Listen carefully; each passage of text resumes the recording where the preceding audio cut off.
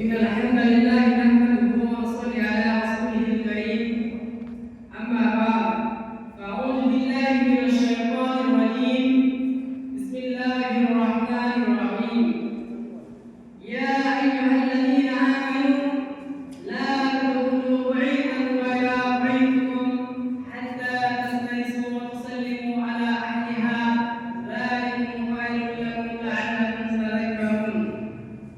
وقال النبي صلى الله عليه وسلم في موضع آخر عن أبي يوسف عبد الله بن سلمة رضي الله تعالى عنه قال سمعت رسول الله صلى الله عليه وسلم يقول يا أيها الناس أفشوا السلام عليكم قواما وصلوا بالليل والناس بنيام تدخلوا الجنة بالسلام.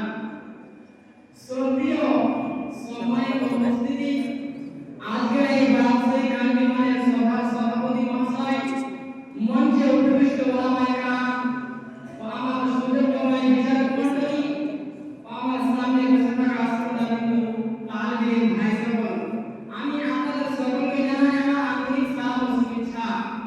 আজ আমি এই ব্যবসায়িক আন্দোলনে আমার নির্ধারিত বিষয়ে বক্তব্য নাম হচ্ছে সালামের গুরুত্ব। ভাই বন্ধুরা আমার, সালাম শব্দটি হচ্ছে একটি আরবি শব্দ। সালাম মানে হচ্ছে শান্তি। একজন মুসলমানের সামনে যখন আরেকজন মুসলমানের সাক্ষাৎ হয় তখন তারা এই শব্দটি বলে, একে অপরকে দিয়ে অভিবাদন থাকে। আমাদের প্রিয় নবী সাল্লাল্লাহু আলাইহি ওয়াসাল্লাম মুসলমানদেরকে বেশি বেশি করে সালাম করতে বলেছেন। তিনি বলেছেন, তোমরা বেশি বেশি করে সালাম প্রদান করো, তোমরা বেশি বেশি করে সালাম দাও, তবে তোমাদের মধ্যে ভালোবাসা বৃদ্ধি পাবে, তবে তোমাদের মধ্যে ভালোবাসা বাড়বে।